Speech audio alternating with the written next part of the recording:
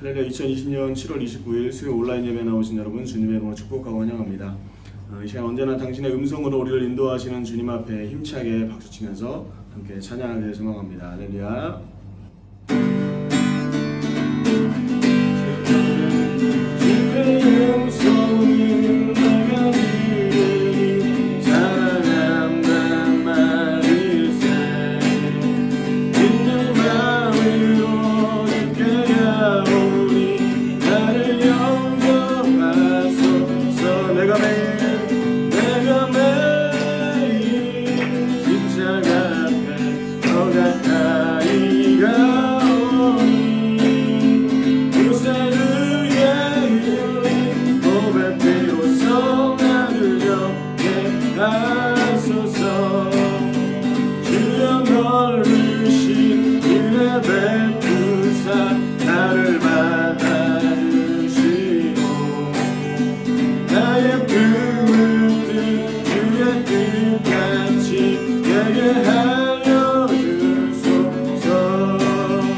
내가 매일 십자가 앞에 더 가까이 가오니 구세주의 흘린 보배 피로써 나를 영게 하소서. 주의 보좌로 나갈 때에 어찌하니 기쁠까. 주의 얼굴을 항상 배우니 더욱 친근합니다. 내가 매일 십자가 앞에 더 가까이 가오니 구세주의 흘린 보배 피로써 나를 영게 하소서. 우리 구주의 넓은 사랑을 증명할 자 없으며 주가 주시는 참된 기쁨도 헤아릴 수 없도다. 내가 매일 십자가 앞에 더 가까이 가오니 구세주의 흘린 보배 피로써 나를 영게 하소서. 내가 매일 십자가 앞에 내가 매일 십자가 앞에 더 가까이 가오니 구세주의 흘린 보배 피로써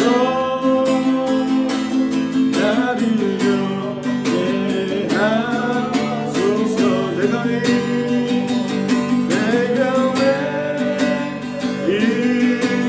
십자가 앞에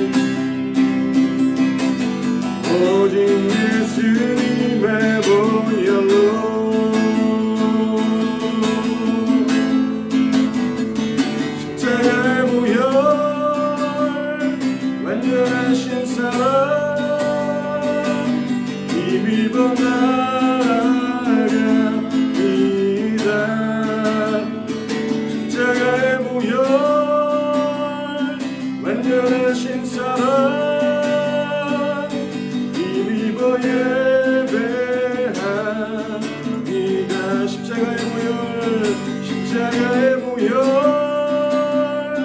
완전하신 사랑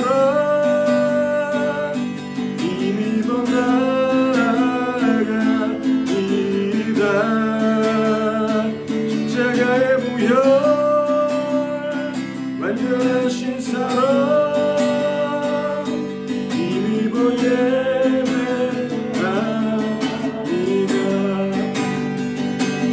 여호와께 감사하며 주의 이름을 찬양. 여호와께 감사하며 주의 이름을 찬양.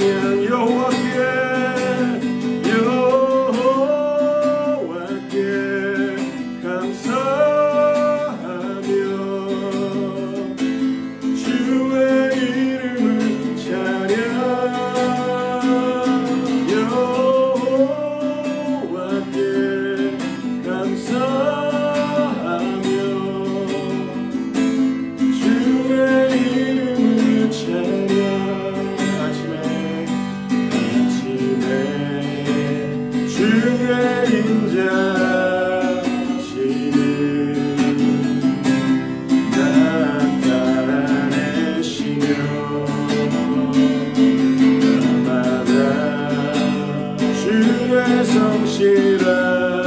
성실하시는 베풀이 좋으나이다. 아침에 주의 인자심을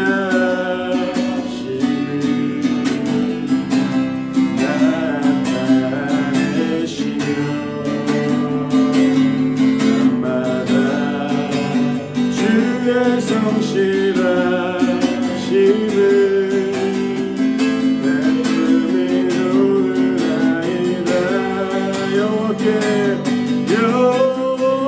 여호와께 감사하며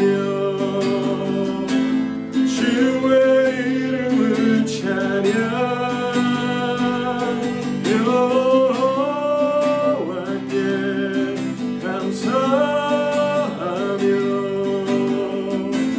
주의 이름을 찬양. 여호와여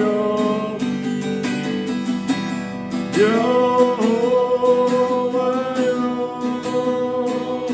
주의 행사가 어찌 그리 크신지요. 주의 생각이 심히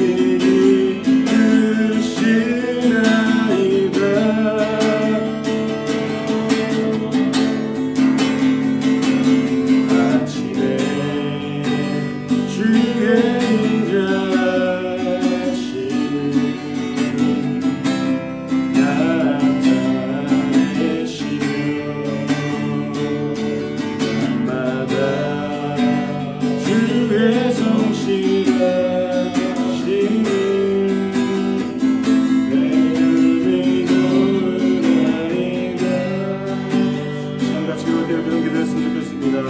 사망 권세를 이기시고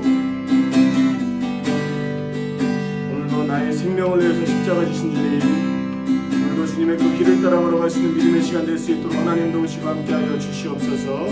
말씀이 우리에게 생명이 될 수 있게 하나님 도와주셔서 이 생명의 말씀을 통하여 온전히 우리 영혼이 솟게 되는 놀라운 역사 또한 시간 경험할 수 있도록 하나님 예배 가운데 주님 함께하시고 인도하여 주시옵소서. 참 입술을 열어서 함께 기도하며 소망합니다. 함께 기도하겠습니다. 하나님 감사합니다. 오늘도 우리 예배 가운데 부르시고 우리를 소생케 하시는 주님, 우리의 죽음을 생명으로 바꾸시는 주님의 은혜가 우리 가운데 가득하나이다. 주님 오늘도 은혜를 기억하며 믿어오나가는 이 시간 가운데 주님 축복하시고 함께해 주셔서 우리 하나님의 은혜를 경험하고 우리의 삶 가운데 달아나 나타날 수 있는 귀한 시간 될 수 있도록 말씀에 반응하여 주 앞에 온전히 영광 돌리는 아버지 믿음의 사람으로 우리를 세워주시고 인도하시는 간절히 소망합니다.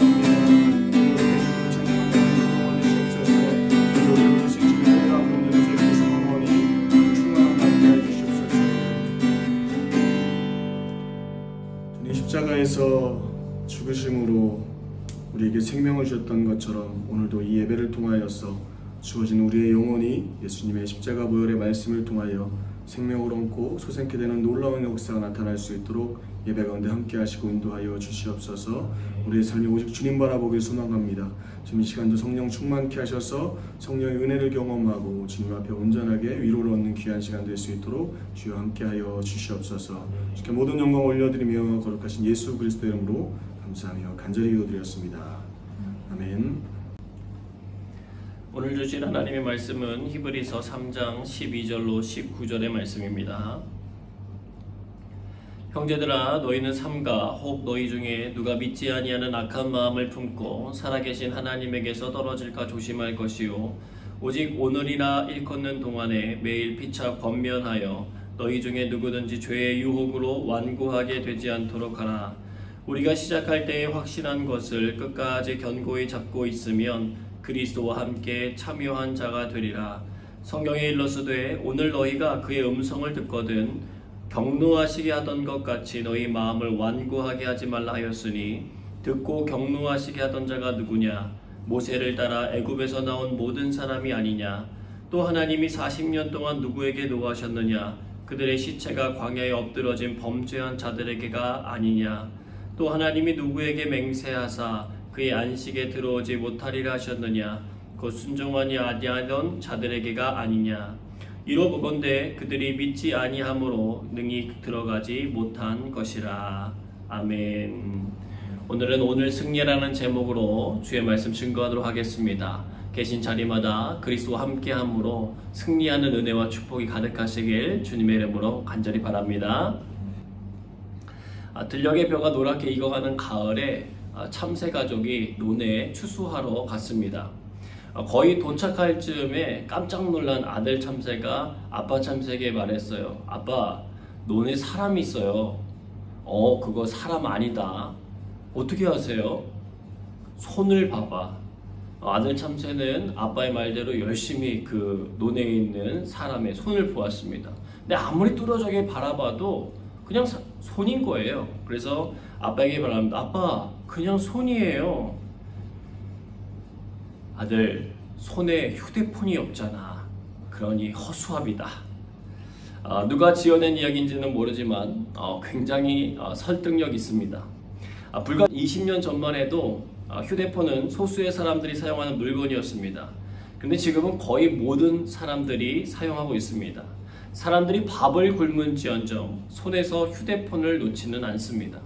신학자 칼 바르트는 신앙인들이 한 손에는 성경, 그리고 한 손에는 신문을 가지고 살아야 한다고 했는데, 요즘 사람들의 한 손에는 휴대폰이 이렇게 늘 놓여져 있습니다.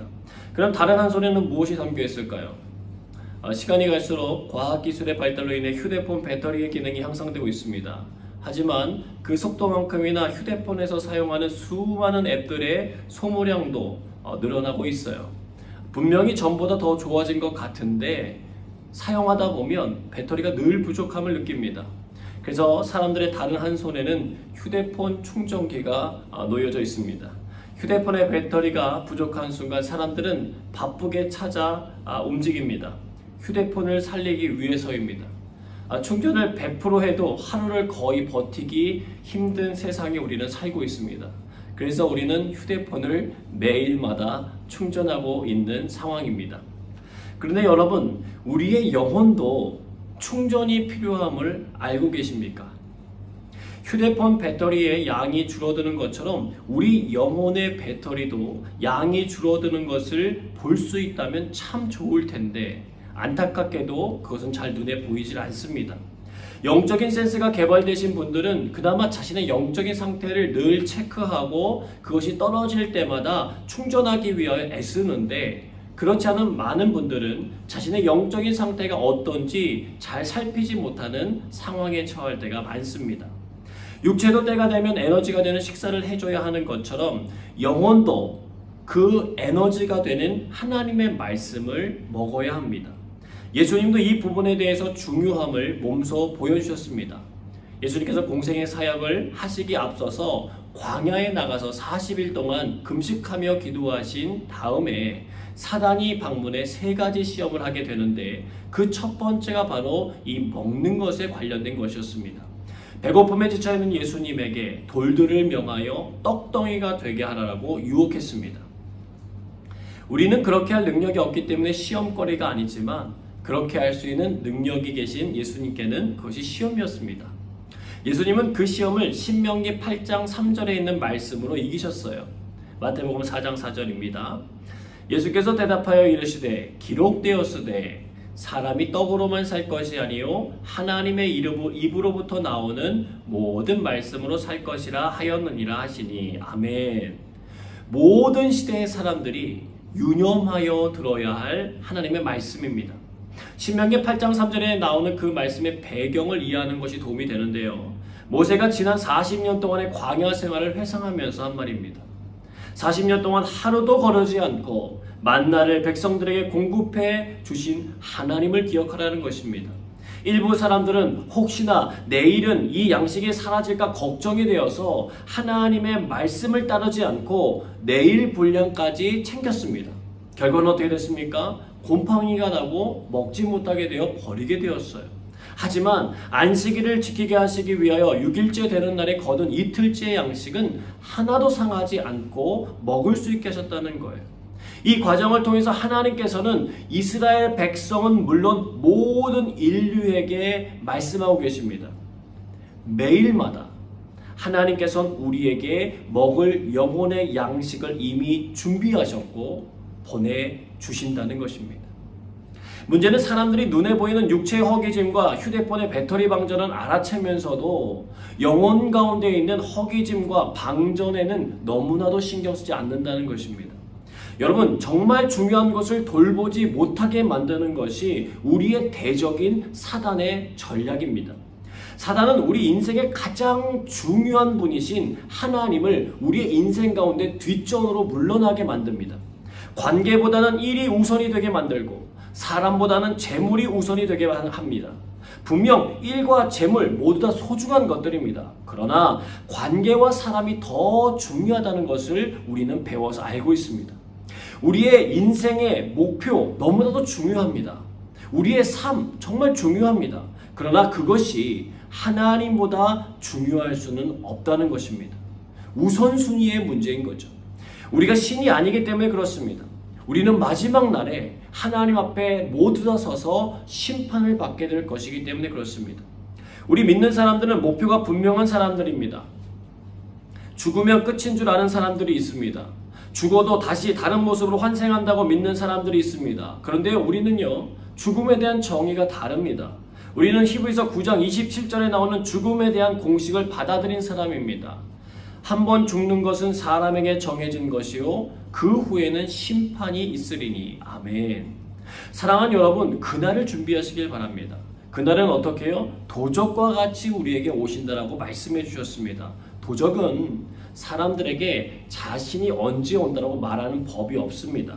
빈틈을 타고 들어온다는 거예요. 마찬가지입니다. 우리가 생각지도 못한 시기에 그날이 다가올 것입니다. 그렇기 때문에 우리는 오늘 이 순간을 마지막처럼 여기고 살아가야 하는 존재들이라는 것입니다. 히브리서 3장 12절입니다. 형제들아, 너희는 삼가 혹 너희 중에 누가 믿지 아니하는 악한 마음을 품고 살아계신 하나님에게서 떨어질까 조심할 것이요. 아멘. 히브리서는요, 조심하라고 경고해 주고 있습니다. 무엇을 조심하라고 합니까? 살아계신 하나님에게서 떨어질까 조심하라는 거예요.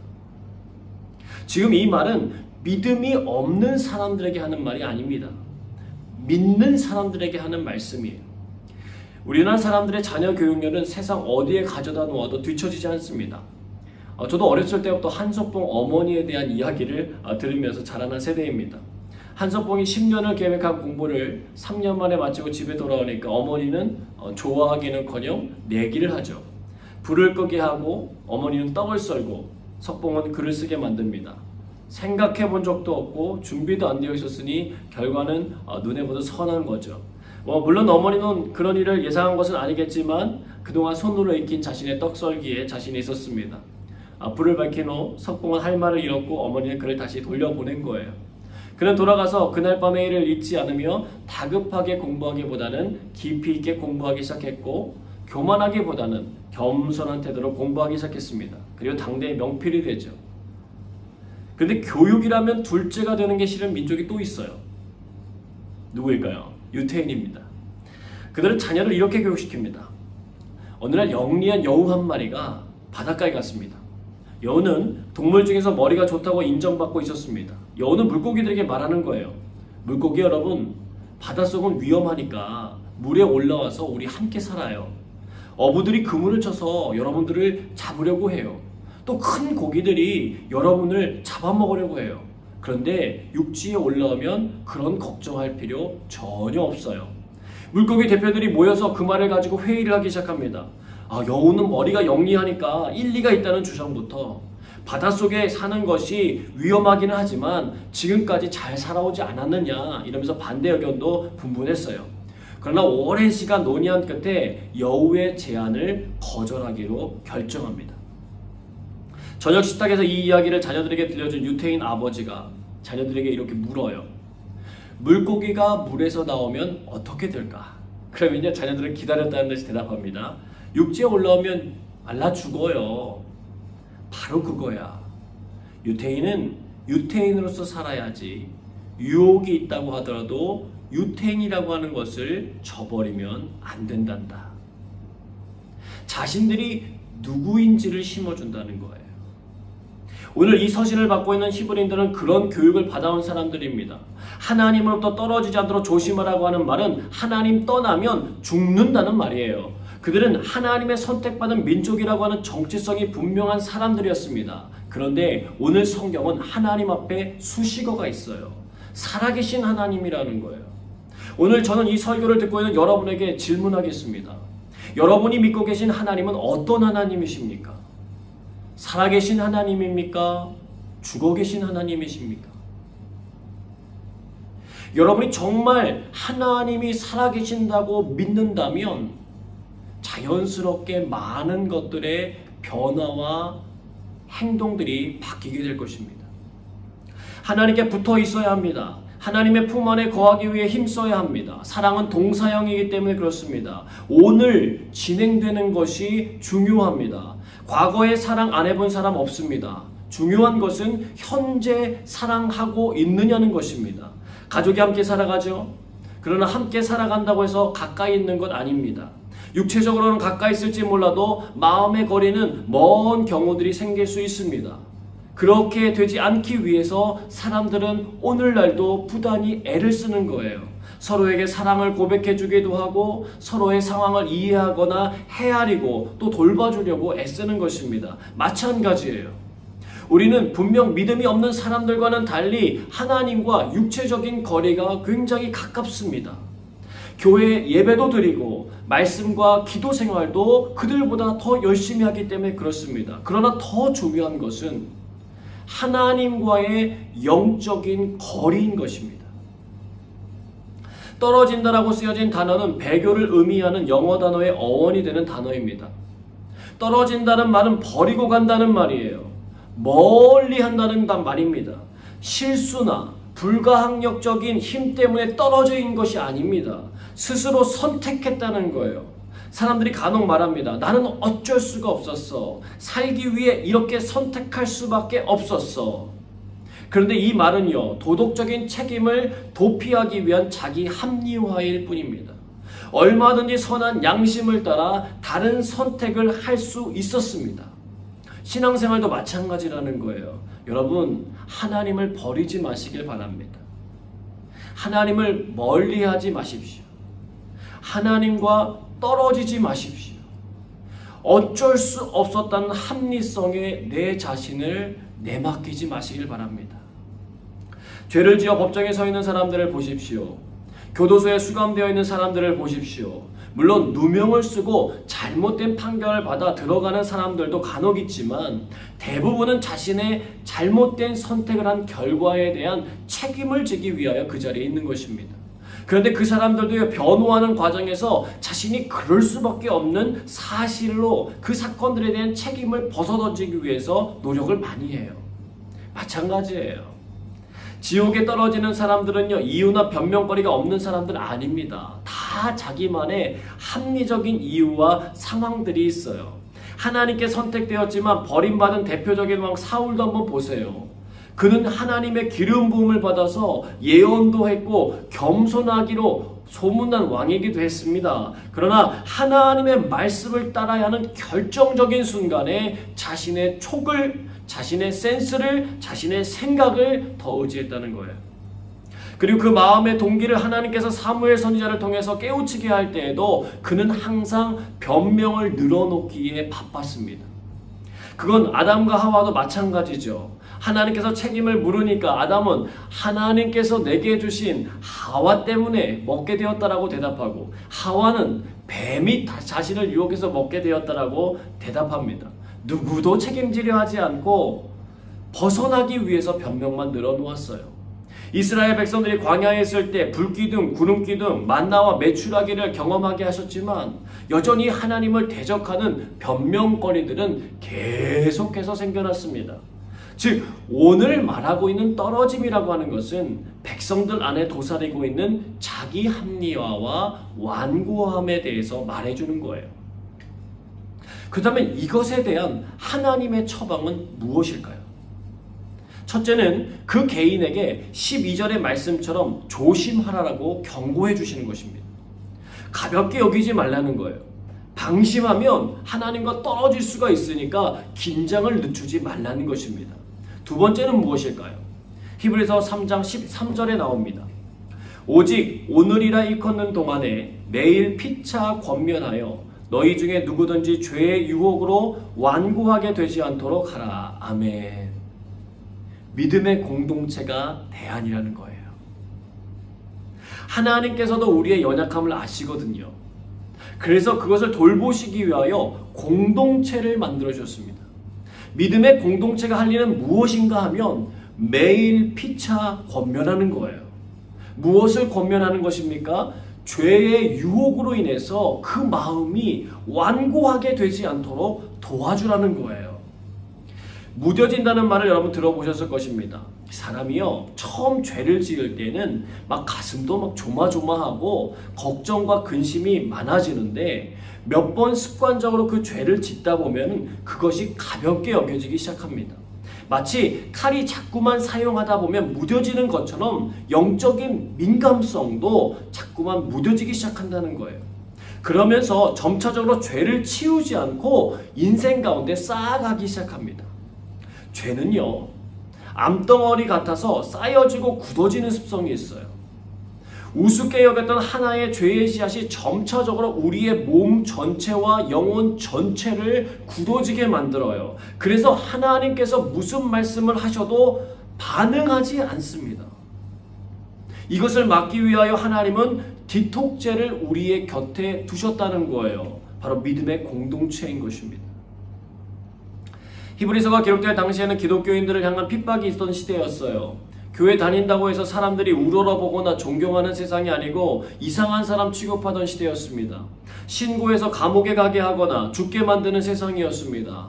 그들은 범죄를 저질러서 감옥에 갇히거나 죽은 게 아니라 예수 그리스도를 믿고 따른다는 이유 때문에 그런 일들을 당했습니다. 그런데 당시 유대교는요, 로마 정부로부터 집회와 예배 활동이 허가되어 있었습니다. 유대인이라고 해서 어떤 차별이나 핍박 당하지 않았습니다. 핍박받는 것이 좋은 사람이 세상에 어디 있겠습니까?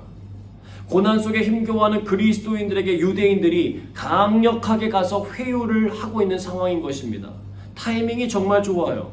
하나님의 피할 길처럼 보여요. 근데 히브리서를 통해 하나님은 그들이 다시금 저들이 믿었던 유대교로 돌아가는 것을 막고 계시는 거예요. 왜요? 그들은 하나님의 구원자 예수 그리스도를 하나님의 약속이라고 믿지 않기 때문입니다. 메시아라고 믿지 않아요. 율법을 폐하신 것이 아니라 완성시키러 오셨음에도 불구하고 유대인들은 그 예수 그리스도를 받아들이려고 하지 않습니다. 오히려 예수님의 나약함과 연약함을 말하며 그는 하나님이 될 수 없다라고 주장합니다. 그들이 알고 있었던 율법이 오히려 그들을 더 완고하게 만들었어요. 하나님의 말씀보다 율법을 더 우선시 여기기 시작했습니다. 그들은 하나님과의 관계성에서 오는 영적인 계보보다는 아브라함의 자손이라고 하는 혈통적인 계보에 매우 집착했어요. 하나님께서는 바로 그런 그들이 가지고 있는 함정을 깨닫도록 말씀을 통해서 권면해 주시는 것입니다. 우리는 사실 코로나 바이러스라고 하는 듣지도 못하고 보지도 못했던 강력한 적을 만나서 초반에 참 고전을 많이 하고 있습니다. 그러나 하나님은 반격의 명수세요. 주일에는 예수님의 사람이, 어제는 구약 개론반이 온라인으로 개강되었습니다. 이번 주일에는 오프라인 예배를 준비하는 중입니다. 다음 주간에는 특별 새벽기도회를 줌으로 진행해 보려고 합니다. 하나님께서 우리에게 믿음의 공동체를 주신 이유와 목적은 하나님으로부터 떨어지지 않도록 서로를 권면해 주기 위해서입니다. 성도분들이 등록하면 목장에 배정하는 이유도 마찬가지입니다. 양육과정에 참여하도록 권면하는 이유도 마찬가지입니다. 기획위원회라고 하는 공동체, 목자 모임이라고 하는 공동체가 존재하는 것도 마찬가지입니다. 서로 권면해서 죄의 유혹을 뿌리치고 우리 가운데 자꾸만 자리하려고 하는 완고한 마음이 생기지 아니하도록 도와주는 거예요. 하나님 앞에 가까이 가도록, 하나님에게서 떨어지지 않도록 도와주는 것입니다. 우리는 홀로 서는 사람들이 아닙니다. 함께 가는 사람들이에요. 저와 여러분은 이 일을 위하여 부름받은 사람들입니다. 여러분 용기를 내시길 바랍니다. 하나님께서 저와 여러분을 버리지 않습니다.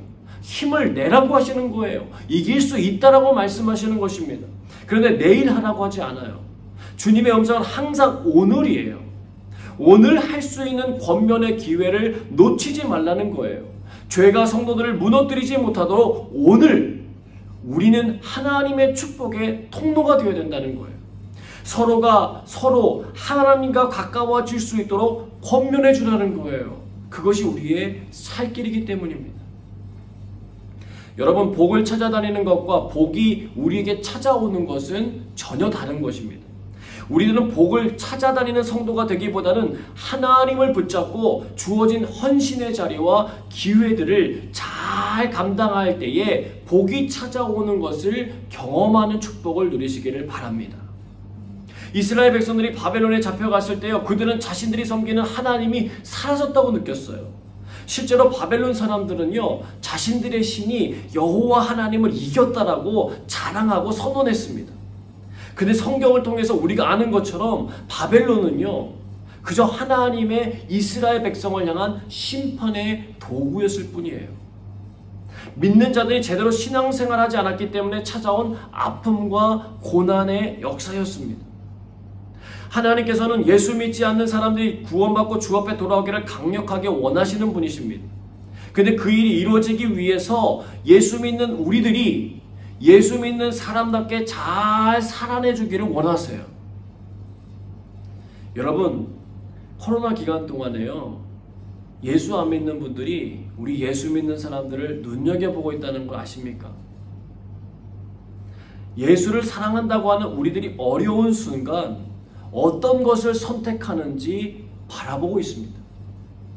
주님도 이 시간 우리들의 선택을 지켜보고 계십니다.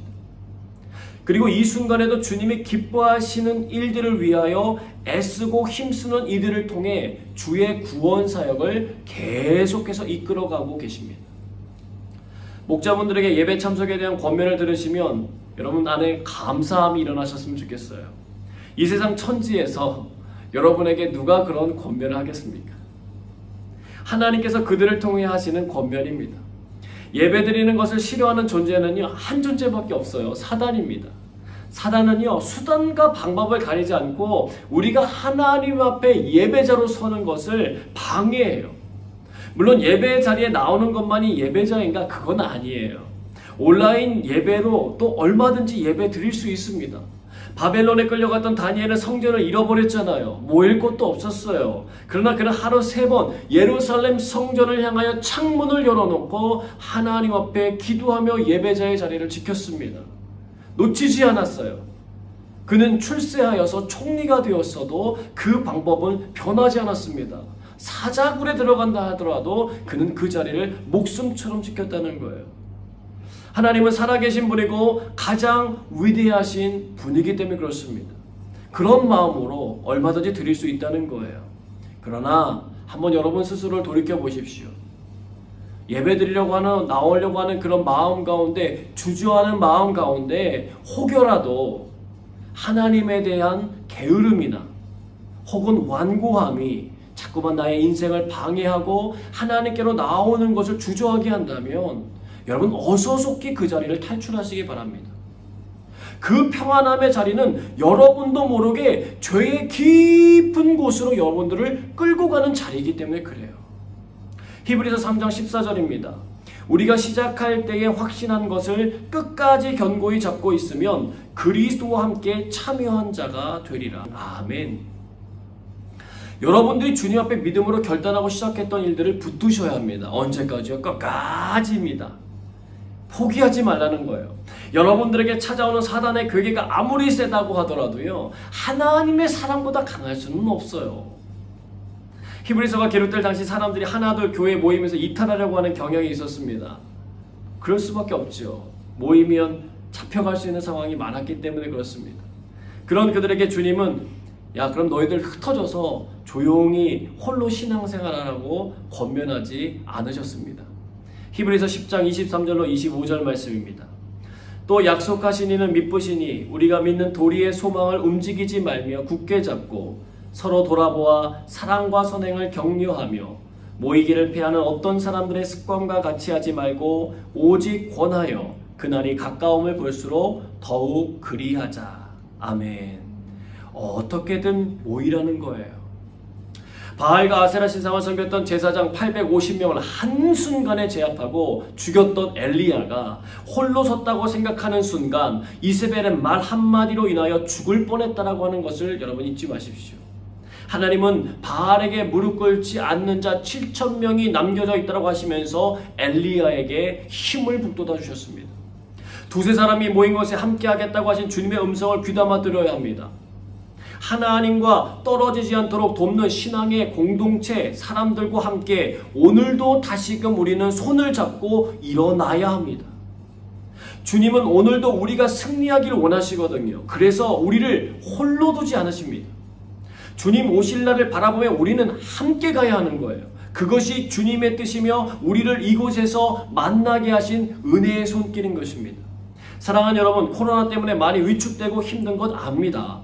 조심해야 하고 조심할 것입니다. 그러나 그것 때문에 하나님과의 관계가 멀어지지 않도록 주의하십시오. 사단은 끊임없이 하나님과 우리의 관계를 멀리하려고 하지만 삼겹줄은 끊어지지 않는다라고 하는 말씀처럼 이 시간도 저와 여러분을 위하여 기도하는 이들을 하나님이 두셨다는 것입니다. 기도가 능력이고 힘이에요. 하나님께서 도와주실 것입니다. 우리 교회들을 하나님이 지켜주실 것입니다. 우리의 기도를 들으사 이 땅을 긍휼히 여겨주실 것입니다. 오늘도 그 은혜의 자리에 서신 것을 축복합니다. 함께 찬양하고 기도하는 이 시간들을 통하여서 주님의 뜻이 우리의 삶 가운데 온전하게 이루어지기를 소망합니다. 함께 찬양하겠습니다.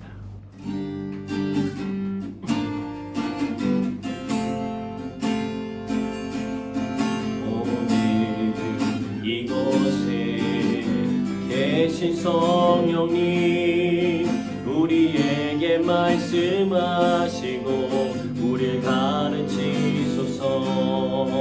같이 우리 맘 열어주시고 주의 빛으로 밝혀 우리를 인도하소서. 오늘 이곳에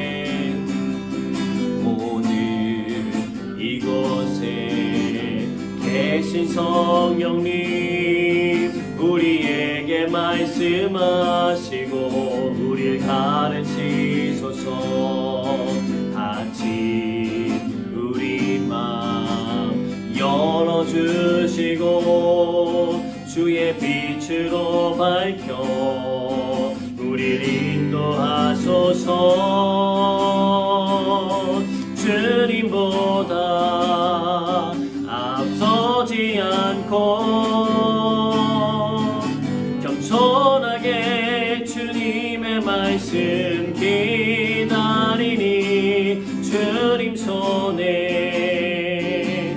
우리 드립니다. 사랑으로 인도하소서. 주님보다 앞서지 않고 주님보다 앞서지 않고 겸손하게 주님의 말씀 기다리니 주님 손에 우릴 드립니다.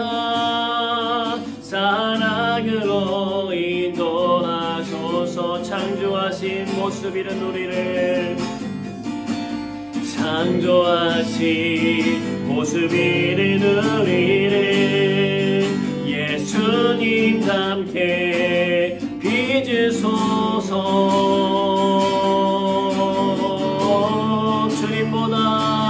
주님보다 앞서지 않고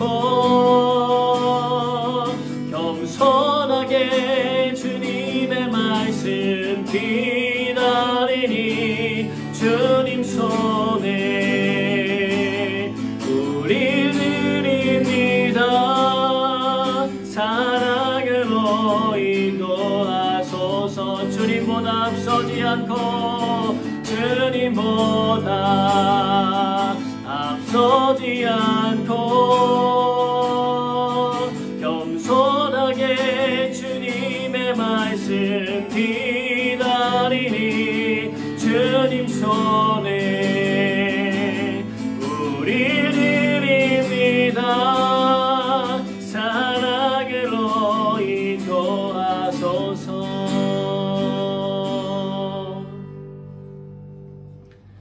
주님, 우리 믿음의 가족들이 살아계신 하나님으로부터 떨어지지 않게 하여 주옵소서. 코로나의 시대 속에서 고군분투하는 식구들을 주님 지켜주시고 보호해 주시옵소서. 죄의 유혹으로 완고해지는 심령이 없도록 주님 역사해 주옵소서. 함께 기도하겠습니다.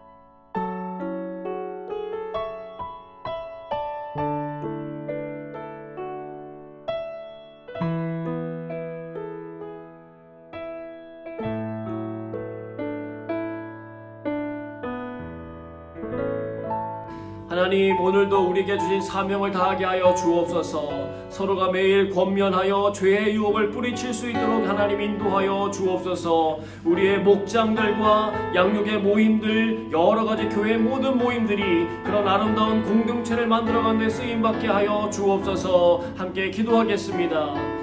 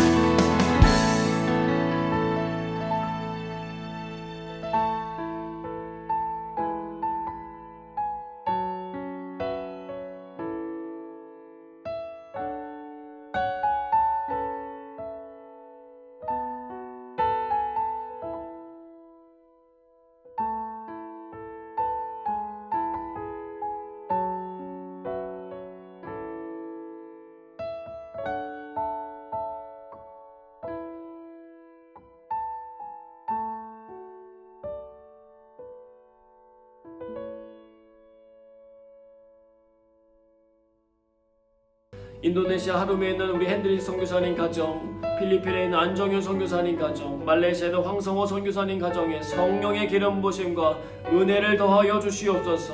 우리가 하나님 임대하여 사용하고 있는 이 루터란 교회가 축복의 통로 역할을 잘 감당하도록 주님 축복하여 주옵소서. 싱가포르에 있는 한인교회들과 현지 모든 교회들이 하나님이 기뻐하시는 구원의 방주 역할을 잘 감당할 수 있도록 주님 도와주옵소서. 우리 교회와 나라를 위하여 함께 중보하며 기도하겠습니다.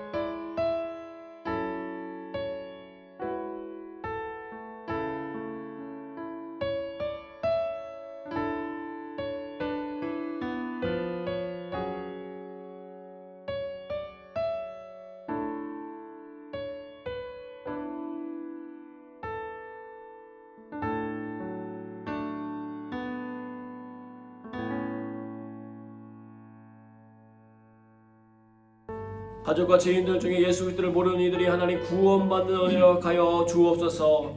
주님의 말씀 앞에 순종할 수 있는 겸손함이 우리 모든 심령들 가운데 있게 하여 주옵소서. 영혼과 육체의 회복이 필요한 영혼들 회복시켜 주시고 주님께서 주시는 부흥의 불길이 타오르게 하여 주옵소서. 또한 개인적인 여러 가지 기도 제목들을 품고 함께 기도하겠습니다.